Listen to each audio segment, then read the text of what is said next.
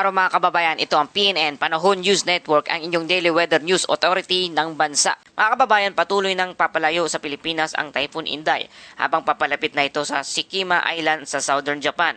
Bagamat humina na ang bagyo, nananatili pa rin nakataas ang Tropical Cyclone Wind Signal number 2 sa bahagi ng Batanes at Signal number 1 sa ilang lugar sa Hilagang Luzon.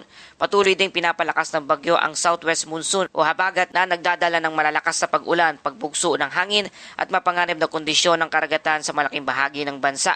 Nakataas pa rin ang gale warning mga baybaying dagat ng Northern Luzon dahil napakataas na alon na umaabot hanggang 7 metro. Mga kababayan, ang sentro ng Typhoon Inday ay huling namataan sa layong 500 kilometro hilagang silangan ng Itbayat, Batanes.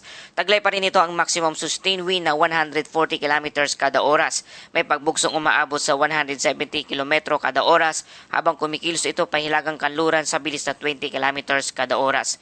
Bagamat unti-unti nang humihina ang lakas ng bagyo kumpara sa nakalipas na araw, nananatili pa rin itong isang ganap na typhoon na may napakalawak na sirkulasyon. Umaabot pa rin sa 880 kilometro ang lawak ng malalakas nitong hangin. Ibig sabihin, kahit malayo na ang sentro ng bagyo sa Pilipinas, patuloy pa rin itong naapektuhan ng malaking bahagi ng ating bansa. Marami nagtatanong kung bakit patuloy pa rin umuulan sa Pilipinas kahit papalayo na ang bagyo. Ang dahilan dito ay tinatawag na Enhanced Southwest Monsoon o pinalakas na hangin habagat.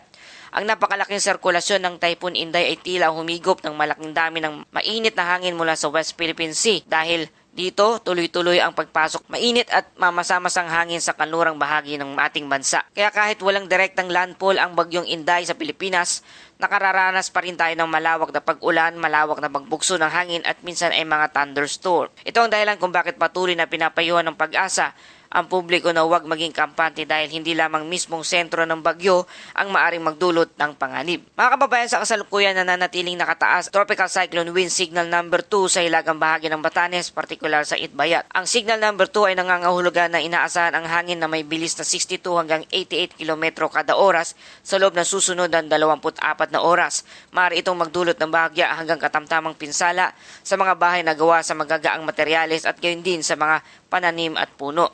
Samantala, Signal number 1 naman ang umiiral sa nalalabing bahagi ng Batanes, buong Babuyan Island at hilagang bahagi ng mainland Cagayan, kabilang ang Santa Ana, Gonzaga, Santa Teresita, Bugay, Apari, Claveria, Sanchez Mira, Abulog at iba pang karatig na lugar. Bagamat mas mababa ang antas ng babalang ito, maaari pa rin makaranas ang mga lugar na ito ng malalakas na hangin at pabugso-bugsong ulan. Bukod sa epekto ng hangin, ang mas malaking dapat bantayan ngayon ay ang patuloy na epekto ng habagat. Ngayong araw, malaking bahagi ng ating bansa ang makakaranas ng pabugsong-bugsong hangin at mga pag-ulan dahil sa pinagsamang epekto ng habagat at ng malawak na sirkulasyon ng Typhoon Inday. Sa mga susunod na araw, inasahan pa rin makakaranas ng paminsan-minsang malalakas na pag-ulan ang malaking bahagi ng Luzon, Visayas at ilang bahagi ng Mindanao.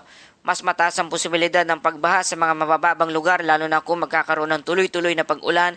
Posible rin ang pagguho ng lupa sa mga bulubundukin at mga lugar na dati nang nakaranas ng malalakas na pag-ulan. Kung kayo ay nakatira sa malapit sa ilog, sapa o paanan ng bundok, mas mabuting maging handa at patuloy na subaybayan ang mga abiso ng inyong lokal na pamahalaan. Nanatiling mapanganib ang karagatan. Sa hilagang bahagi ng bansa, sa Batanes, maaring umabot ang taas ng alon hanggang 7 metro, habang nasa 6 na metro naman sa Babuyan Island. Sa Cagayan, maaari pa rin umabot sa 5 metro ang taas ng alon. Dahil dito nananatiling umiiral ang gale warning sa mga baybayin ng Northern Luzon. Mahigpit na pinapayuhan ang lahat ng mangingisda at maliliit na sasakyang pandagat na huwag munang pumalaot kahit ang mas malaking sasakyang dagat ay pinapayuhang manatili muna sa ligtas na daungan hanggat hindi bumubuti ang lagay ng panahon. Mga kababayan, ngayong araw sa forecast track ng Pag-asa, inasa magpapatuloy ang pagkilos ng Typhoon Inday pahilagang kanluran. Ngayong araw ay maaari itong dumaan malapit sa Shikima Island sa southern Japan bago tuluyang lumabas ng ating Philippine Area of Responsibility. Pagkatapos nito itatawid ito sa East China Sea at inasa maglalandfall sa silangang bahagi ng mainland China. Habang papasok ito sa kalupaan ng China, inasa namang unti-unti itong hihina at magiging isang severe tropical storm dahil mawawalan ito ng enerhiya mula sa mainit na karagatan. Pagkamat inasang lalabas na ito ng Philippine Area of Responsibility ngayong araw, hindi pa rin agad mawawala ang epekto ng habagat sa ating bansa. Posibleng magpapatuloy pa ang mga pag-ulan at malalakas na hangin sa ilang bahagi ng bansa kahit nakalayo na ang bagyo. Sa mga susunod na 24 oras, patuloy nating babantayan ang tatlo mahalagang sitwasyon. Una, ang tuluyang paglabas ng Typhoon Inday sa Philippine Area of Responsibility. Ikalawa, ang pagpapatuloy ng malalakas na pag-ulan dulot ng pinalakas na hanging habagat.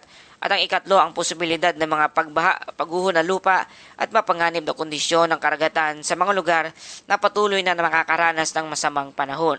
Mga kababayan, tandaan natin na kahit hindi direktang tumama ang bagyo sa ating bansa, maaari pa rin itong magdulot ng malawakang epekto sa pamamagitan ng habagat. Patuloy na makinig sa mga opisyal na abiso ng Pag-asa, NDRRMC at ang inyong lokal na pamahalaan. Kung kinakailangan ang agarang paglikas, huwag mag-atubiling sumunod sa mga otoridad upang mapanatiling ligtas ang inyong pamilya. Dumako tayo sa ating Bible verse of the day mula sa Awit 46 verse 1.